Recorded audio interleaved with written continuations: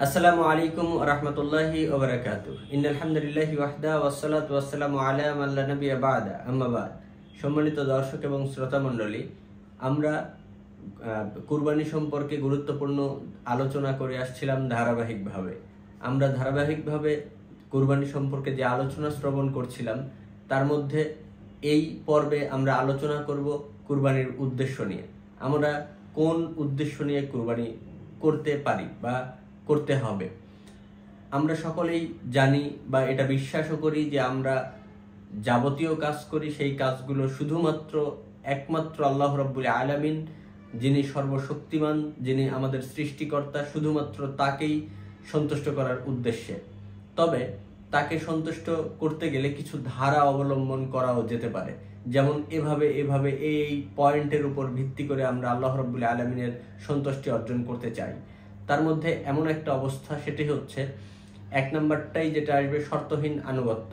কোনো রকমের শর্ত ছাড়াই, কোনো রকমের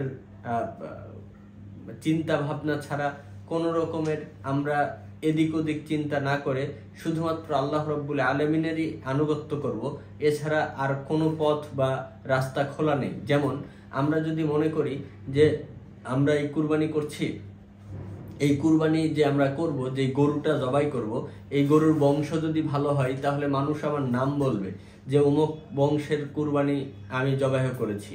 আমার কুরবানির দাম যদি 2, 4, 10, 15 লাখ টাকা হয় বা 1 কোটি টাকা দামের কুরবানি আমি করে থাকি, তাহলে আমার এলাকার সবাই বলবে যে জাকারিয়া অনেক একটা দামি কুরবানি করেছে, অনেক টাকাওয়ালা মানুষ, অনেক দানবীর মানুষ, ওগুলো মাংস আবার গোস্ত আবার গরিব দুঃখীদের মাঝে বিতরণ করে দিয়েছে, অনেক দানবীর। এই যে মানুষের কাছ থেকে একটা বাহবা পাওয়া, মানুষের কাছ থেকে বড় হওয়ার একটা চিন্তা, এই চিন্তাগুলো যখন আমাদের মধ্যে চলে আসবে, তখন আমাদের কুরবানি আর যথাযথভাবে সেটা একনিষ্ঠভাবে আল্লাহ রাব্বুল আলামিনের জন্য হলো না, বরং আমরা শর্তহীনভাবে কোন রকমের চিন্তা ছাড়াই শুধুমাত্র আল্লাহ রাব্বুল আলামিনের সন্তুষ্টি অর্জন করার জন্যই আমরা কুরবানি করব।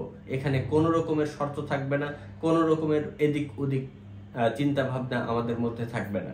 2 নাম্বার হচ্ছে তাকওয়া অর্জন করা। আমাদের কুরবানি দেওয়ার যে উদ্দেশ্য থাকে, সেটি হচ্ছে তাকওয়া অর্জন করা। আমরা কত বেশি আল্লাহ রাব্বুল আলামিনের উপর ভরসা করতে পারি, আল্লাহ রাব্বুল আলামিনের প্রতি তাকওয়াশীল হতে পারি, এই বিষয়টা খুবই গুরুত্বপূর্ণ। আল্লাহ রাব্বুল আলামিন সূরা হজ্জের 34 নম্বর আয়াতে বলছেন, লা ইয়ানালুল্লাহু লাহুমুহা ওয়ালা দিমাউহা ওয়ালাকিন ইয়ানালুত তাকওয়া মিনকুম। আল্লাহ রাব্বুল আলামিনের কাছে কুরবানির মাংস পৌঁছে না, গোশত পৌঁছে না, কুরবানির রক্ত পৌঁছে না, শুধুমাত্র পৌঁছে আমরা যে কুরবানিটা জবেহ করছি, সেখানে আমার তাকওয়াটা কত বেশি, এই তাকওয়াটা শুধু আল্লাহ রাব্বুল আলামিনের কাছে পৌঁছে। যদি তাকওয়াটাই শুধু পৌঁছে থাকে, তাহলে মাংস গোশত কতটুকু হলো না হলো সেটা আমাদের খুব দেখার বিষয় নয়। কি আসলো না আসলো, কি কুরবানি দিলাম, কতটুকু কি মাংস হলো, এগুলো এত কিছু না দেখে আমাদের একমাত্র আল্লাহ রাব্বুল আলামিন আমাদের কাছে যেটা দেখে, সেটি হচ্ছে তাকওয়া। কার তাকওয়া কত বেশি। 3 নম্বরে সেটা হচ্ছে শুধুমাত্র আল্লাহর শ্রেষ্ঠত্ব এবং বরত্ব ঘোষণা করা। এই কুরবানি যে আমরা করব, সেটার মধ্যেও শুধুমাত্র আল্লাহর বরত্ব থাকবে, আল্লাহর শ্রেষ্ঠত্ব থাকবে, আর কিছুই নয়। শুধুমাত্র আল্লাহর শ্রেষ্ঠত্বের জন্যই আমরা কুরবানি করে থাকি, এটাই হচ্ছে আমাদের উদ্দেশ্য। এবং সর্বশেষ যে পয়েন্টটা আমি বলবো, সেটা হচ্ছে ত্যাগ করার একটি পরীক্ষা। আমরা যে ইব্রাহিম আলাইহিস সালামের যে ঘটনাটা জানি, আমরা পরবর্তীতে এটা আলোচনা করবো ইনশাআল্লাহ ওয়া তাওফিক ইল্লা বিল্লাহ। এই ইব্রাহিম আলাইহিস সালাম যে ত্যাগ করেছিলেন, নিজের সন্তানকে ত্যাগ করেছিলেন, ঠিক তেমনি আমরা আমাদের মধ্যে যেই পাপ রয়েছে, যেই গুনাহ রয়েছে, যেই অপকর্ম আমরা করে থাকি, সেই অপকর্মগুলোকে জবেহ করার একটি পরীক্ষা আমাদের দিতে হবে এই কুরবানি করার আগেই।